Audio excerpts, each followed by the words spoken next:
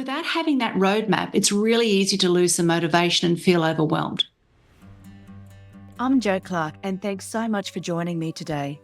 This is the Redefining Midlife podcast, a podcast designed for the 40-plus woman who is determined to challenge society's myths and beliefs around midlife. It's for the woman who is inspired and ready to define midlife her way. Join me each week as I chat to health and wellness experts for up-to-date information on how to live well as some special conversations with incredible everyday women redefining what midlife can look like. Here's to making our next half of life even better than the first.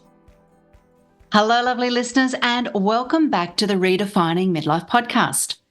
Now, today we find ourselves almost midway through March, which is just incredible. And I wanted to touch base with you regarding the goals that you might have set for yourself at the beginning of the year.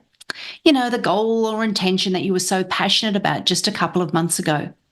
How are they holding up? If they're just a distant memory or wishful thinking, I'm going to give you a few tips on how you can get things back on track again.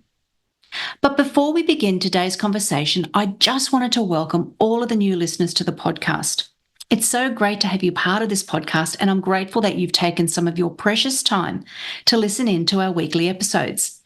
And coming up over the next few months, I've got so many special women and incredible experts who are going to be featured on the podcast. And I know you're going to just get so much out of these episodes. And I also wanted to thank the listeners who have taken a moment to share, to rate, or to review the podcast. I really, truly appreciate you doing this. Just a minute or two of your time to do those small things helps a podcast reach more women who could benefit from hearing the episodes. And a special shout out to Barb Fez, one of the podcast's lovely listeners who recently left a review on Apple. She wrote, "I love how Jo is using storytelling to build a community of engaged, open, and empowered women.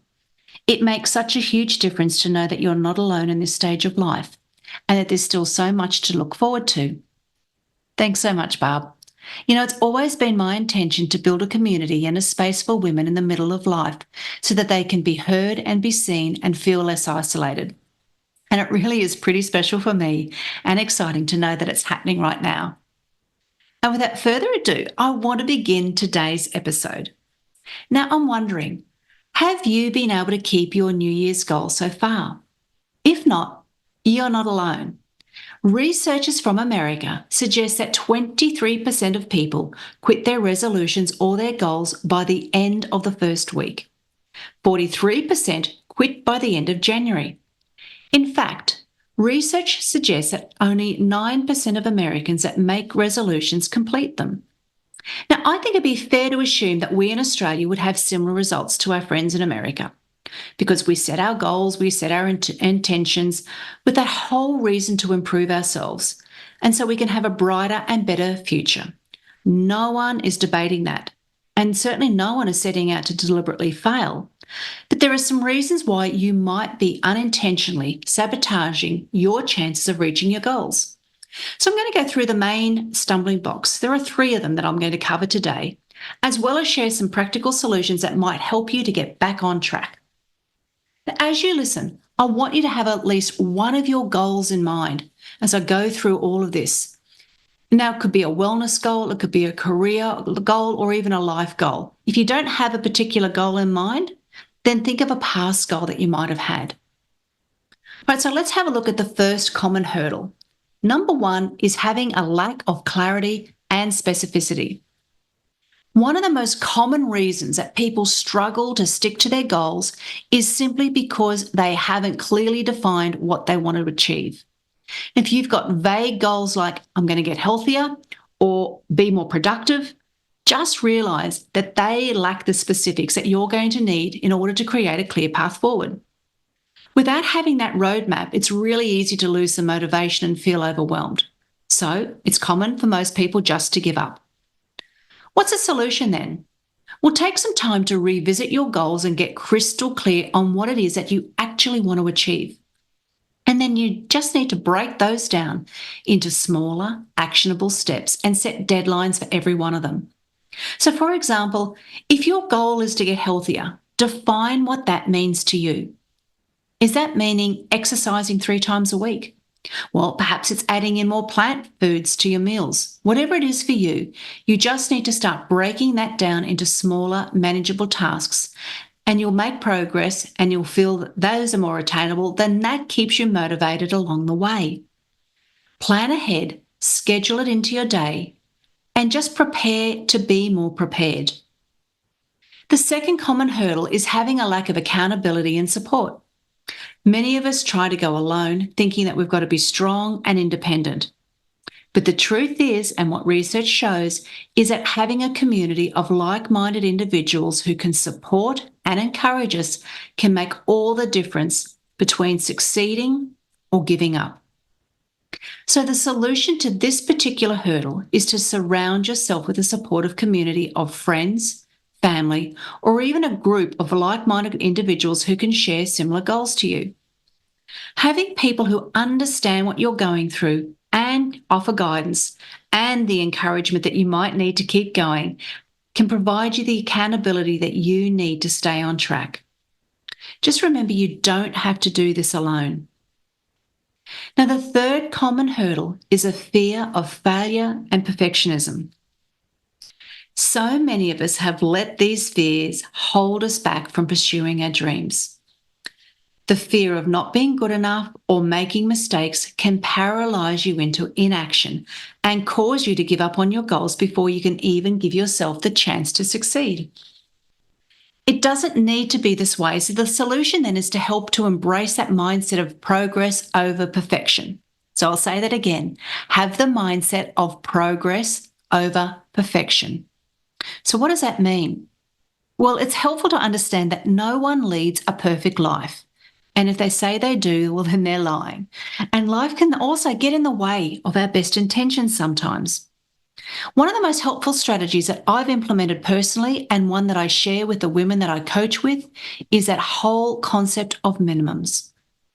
It's a form of deciding in advance what you're going to do when life actually happens. So it doesn't have to be an all or nothing approach, and that's what causes a lot of people to give up on their goals. Remember, a smaller step towards your goal is better than no step at all. So instead, think about what's the smallest action that you can take towards your goal if things don't go to plan. For example, if your goal is to walk for 30 minutes every morning, maybe the weather is terrible, so perhaps your minimum could be a 5-minute movement indoor routine that you could have on those really bad weather days. Or perhaps you don't have time for 30 minutes of walking on a particular day. Maybe you could set a minimum of 10 minutes of walking or 5 minutes of walking on the days that you know are going to be super busy. The biggest thing is that you don't fall prey to an all or nothing attitude. You create a minimum instead. So we don't aim for perfection, but instead focus on those small, consistent progress towards your goal, no matter how small those little steps might be. And celebrate those successes along the way. Remind yourself every step forward, no matter how small, is a step in the right direction. Another thing to keep in mind is that if you've stopped a goal, you can restart it any time that you want. We don't need to set any prerequisites that it has to be a start of a new year, a new month, or even a new week. So as we wrap up today's short episode, I'm just going to go through those main points again. Have clarity in your goal setting so you have specific, actionable steps to create a clear path forward. Remember the importance of accountability and support, and that you're going to have a greater chance of success if you surround yourself with a supportive community of like-minded people. The last of those steps that we talked about was don't give in to that fear of failure and perfectionism. Instead, use a concept of minimums and remember progress over perfection. If you've stopped working on a goal, there's no need to abandon it completely. You can start any time you want. Now, it's one thing to set goals and intentions, but it's the actions that we take that truly determine our success. So I encourage you to take inspired action towards your goals every single day, no matter how small it might be. And if support and accountability is something that you need, then my low-cost, better than before online membership can definitely help you reach your health and wellness goals. It's those things that the women in BTB and my members love the most. But if you need more individualized support, then you're welcome to book a free 20-minute connection call with me to help you work out the personalized coaching options for you. Just head to the show notes for these links, or you could send me an email, or you could DM me on Instagram. Thanks so much for tuning in today, and until next time, keep shining bright. Thanks so much for listening and sharing your time with me today. I'd love you to hit subscribe on Apple Podcast or your favourite podcast app to keep spreading these empowering messages.